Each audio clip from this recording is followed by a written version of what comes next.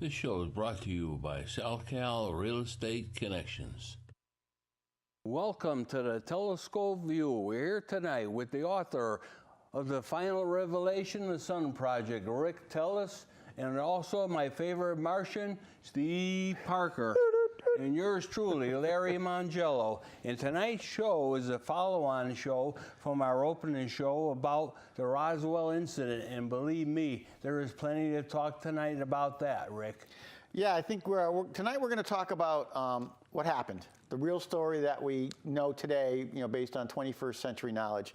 And if everybody remembers, the Roswell incident is a story about a crash of apparently the Air Force said a flying saucer in July of 1947 in Roswell, New Mexico.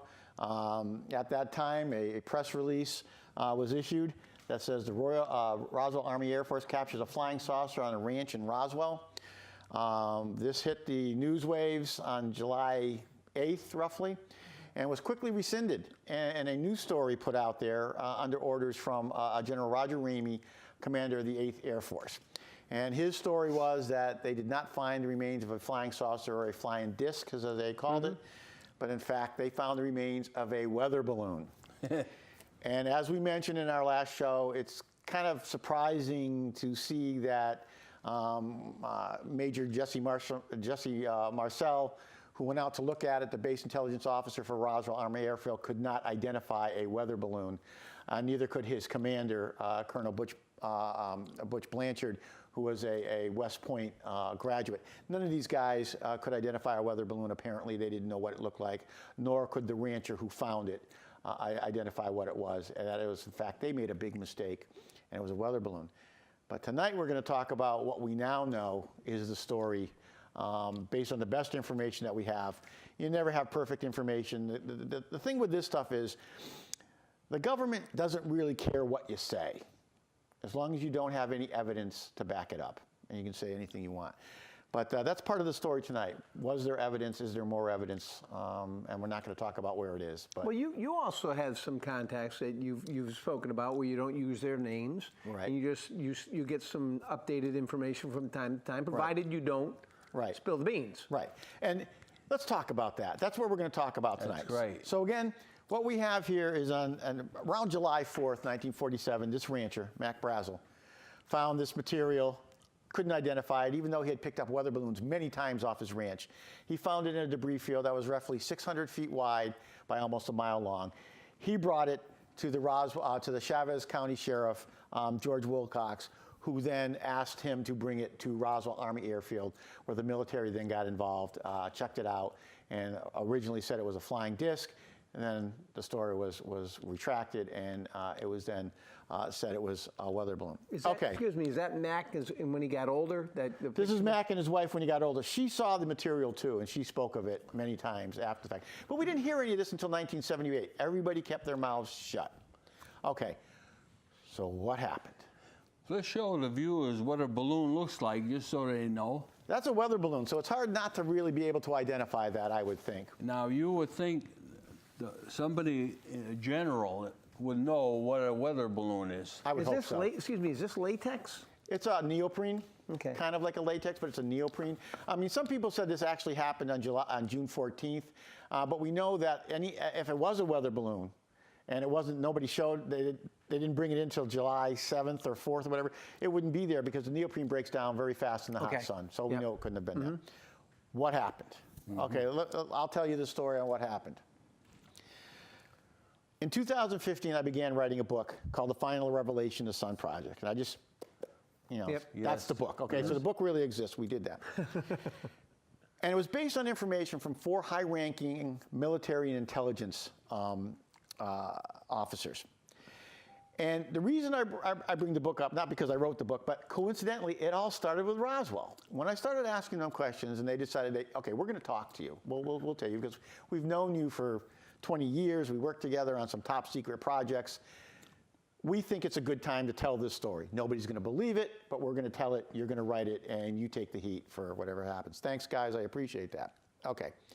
What they started out telling me is that recently they had learned that there was new evidence of Roswell, that a man had found carbon paper that the clerk who typed up the Roswell reports had kept because he knew it was going to be big. Oh boy.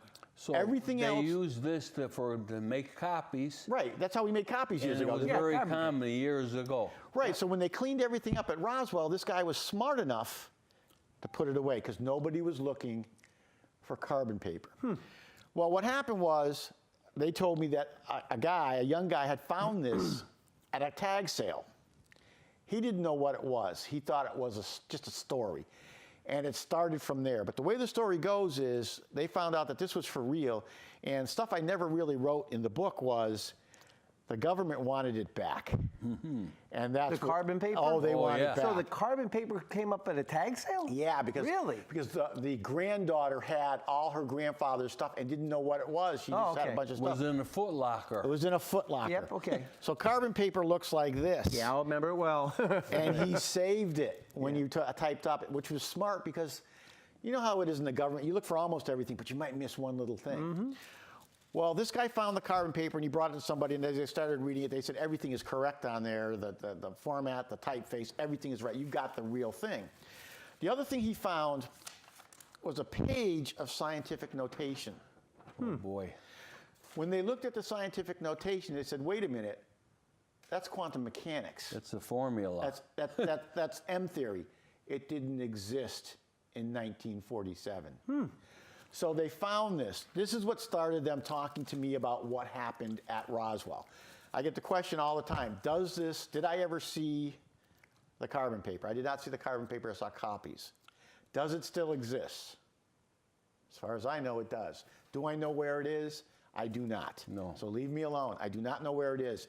The issue I was told was the government believed it was their property. It was taken illegally from the base. But if it's not real, then what difference does it make? Now, the guy or whoever found these copies also asked what it was worth, Rick. And Yes, I wanted to find know what that it was very worth. interesting. Because he thought, he bought things at tag sales to resell. Sure. But then when he got involved and he said, wait a minute, I want to know more about this. But why the lightning? All right, here's what we learned. What happened in Roswell on July 4th, roughly July 4th? We were having some huge thunderstorms, bigger than they had normally had. According to the men that I spoke to, is what happened is apparently there was an extraterrestrial craft examining, there was a weather balloon or a Project Mogul balloon in the air. Yeah. That's true. The government told that half that was true. What they didn't say, according to these men, and they said they've seen the classified records, they've seen the files, they've even seen the photographs, is that there was an extraterrestrial craft in the air at the same time examining the balloon or taking a look. I don't know why they were doing that. What happened was lightning struck the balloon, which would make sense. If you have, these foil things sitting in the air, it's going to get hit. Yeah, this is actually 4 feet. Isn't it? They're 4 feet long, and you might have 10 to 20 of them And on that would be some string. part of a trail from a balloon? From a trail from a balloon. So you might yes. have 10 or 20 of them on there. What happened was the charge disturbed the electromagnetic fields in the area. We now know electromagnetic fields, we do a lot with them. Yep. We can even use them for propulsion. Sure. It disrupted the electromagnetic field, which is how the craft flew. The craft hit the ground, did some damage, but got airborne, and then later crashed uprange in the mountains about 45 miles away. Wow. This is what these men told me. So it crashed, it got airborne, it went up farther. They found it about 45 miles, and there are witnesses now, former airmen, who said they flew the plane, the observation plane that found the second site. Marcel never saw it. He never saw the second site with the bodies. Yes. Bodies. Well, they think they were bodies. they thought they were bodies. There's a big story, and you hear the story about how they found alien bodies. And what year did this story come out? 1947. That's 1978 is when they started talking about it. Okay. People started talking. They finally said they could talk. Yeah. The number of high-ranking people who talk about this, a guy by the name of Pappy Henderson, who flew stuff to Fort Worth, Texas, some of this material, decorated World War II. He never talked about it, but he had heard that this story was coming out, so he told his wife. The story never came out, but his wife had already heard it. Anyway, so now we have these bodies, and everybody has heard of bodies. And what these men now told me in 2015, they were bodies, but they weren't aliens. They were biomechanical whatever probes, whatever you want to call them. They were what's known as The Greys. the Greys. Okay? So these weren't, there was no blood or goo coming There was out no of them or anything blood, else? there was no goo. Okay. They took a look at them and they said these were perfectly designed biomechanical, what we would call a robot. Like living robots. It was a living robot. What we're doing today, they were just assembled a different way using organic material. We're doing this today. And we're going to talk about that in the third show, what we learned from Roswell. But What do you mean we're doing this today? Huh? What do you mean? We now have projects out there, the Defense Advanced Project, Research Project Agency. We are creating Engineered Living Materials Project, where we create material like this aluminum using living materials. Okay. Skin of aircraft is now living material. The actual aircraft could repair itself. Can repair itself. They're looking at different things that can not only repair itself, but change its shape. And we had these reports on one of our last show based on some documentation that was sent to Congress listing all the secret projects that were going on in 2012. So anyway, what they learned was that these creatures were not living creatures, they were biomechanical creatures.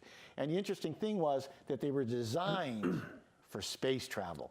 If you look at their heads, very big and bulbous, to cushion the brain, which is in effect a computer. You want to cushion it. The large, dark eyes, because in space you don't know what type of lighting you're going to encounter. So you want eyes or cameras that can adjust to any type of lighting. They had no nose and a very small slit for a mouth. They had no digestive system. You're not going to carry a lot of food on a long voyage. All right, you're either going to get it there or you're not going to use it. I think what I'd like to ask is, though, if this came from some other universe, another world or whatever, how is it coincidentally designed like a person? Eyes, nose, I mean. Interesting, You know what I isn't it? mean? If it's going to just be a techie thing, couldn't they just put like a box in there or something? You would think, like we started to do, but now we're starting to do anthropomorphic, looking like us. Easy for you to say, okay. Yeah, look how we're progressing. That's another part of the whole Okay, discussion. okay. Because if I was going to create something and send it off somewhere, I might create it looking like me. So if somebody's out there creating things, maybe they look like us. And we're going to talk about that at another point. Okay. So they found this. Okay. Now, another thing that Jesse Marcel talked about. Oh, and again, when they started this, they originally called these goblins because they didn't know what to call them. Yeah. They were codenamed goblins. They're biological creations, kind of an advanced version of what we're doing in our own science in the 21st We call century. them bees, right? We Rick? call them bees. They changed it to biologically engineered entities. Yeah. Some people said that they're called EBEs. They never really called them that. I don't know where that came Well, from. where did the whole thing come from? We call these grays, but for many years now, we've always heard about little green men. Right. I mean, where did that thought even come from? Well, I'm going to let Rick cover that. That's you very want us to interesting. say that? Okay. The farmer at Roswell, Roswell, when they finally released him from he was being held under guard, he says, by the way, they're not green. What happened was he changed his story. After being held for a week at the air base, he came back. He went back to the radio station. He goes, I want to clear the air. And he said, I was mistaken. It wasn't this. He also had a brand new truck, which he had. Yeah. Where did the new truck come Brand from? new, because there was a $3,000 reward, he said, for finding of an alien. And when he was being interrogated, he goes, listen, either somebody owes me $3,000 or I found a weather balloon. Do you get my drift? And they said, okay. He got the $3,000. But as he was leaving the radio station, Frank Joyce, who was the broadcaster, said to him, Mac, off the record. He goes, I'm not going to tell anybody. He didn't tell anybody until years later what really happened. He goes, you know how they talk about little green men? He goes, well, they weren't green. And that's what he said. And you know, we've heard him, you hear that everywhere. So what we had is, they call them grays because they were apparently gray in color, and we always see them now as gray. Well, we learned further down the road that they actually had a fiber suit on. Right, which we now know was their skin. They thought it was a fibrous suit, but we now know it was actually their skin because we're using that same type of texture for aircraft and other things. And we can talk about the technology. We're going to talk about the technology in the third show. Yeah, third show. We're going to get into that. They also told Marcel's son They also told Jesse Marcel's son, the one who, the major who picked up some of this material, he said he saw something with hieroglyphics or something on it. And they said, no, it was a weather balloon. You were mistaken. What you saw were what was Christmas tape and the designs on the Christmas tape, which we have here. And he said, no. And what you see here is a representation of what he drew out of what he actually saw, which looked nothing like a Christmas tape. Like it was, but was it like some sort of tape? He said no. They said it was on the. It was. They didn't think it was etched on the beams, but it also wasn't tape because they couldn't peel it off. Yeah. Okay. It was actually part of those beams. Right, and this is a representation of the beam that he saw, which is what you're seeing up there. And he said, Jesse Marcel Jr. said to his dying day, "This is what I saw. I know what I held in my hand." So the beam was attached to something? It was one of the pieces of debris that they found. So they said they did find bodies, but they weren't really bodies. This is what these men are telling me, that they were actually a robot, if you want to call it, their version of an android or whatever we want to call it, biomechanical. He goes, they found some other stuff. He goes, let me bring back these men. What they were saying, what we learned, they in fact, as Marcel had said, he found what he thought that he described in '78 as fishing line. Well, in 1947, you didn't have this type of fishing line, a fiberglass fishing line. You had a cord. But in '78, he said, this is what I can relate it to. But we didn't have fiber optics in '78. So what was he talking about? Well, we now know, as these guys said, we were talking about fiber optics. Fiber optics. Which is what we use today. They also said, they also found what Marcel described. He goes, well, he didn't say too much about this because he didn't really see too many of these, but he said he heard about these glass balls or orbs or spheres. Well, what these men told me is that there were 3 glass spheres about 6 inches in diameter, just like this one right here, but they were opaque in color. And we didn't know for years what they were. They seemed to have some type of a power source in them, but we didn't know what they were. And they were part of the debris field? They were at the second site. Okay. They were found with the ship at the second site. We have now learned that what they probably were they stored data in them. And people said, well, you can't do that. Well, we store data now optically, but not like this until recently. Recently, there's been some experiments in England and here in this country where we have this thing called Superman memory crystals. And in the Superman memory crystals, they're crystals where we store data in the crystal. And they can last for thousands of years. The data will stay in the crystal. And we power those crystals with a thing called a nuclear diamond battery.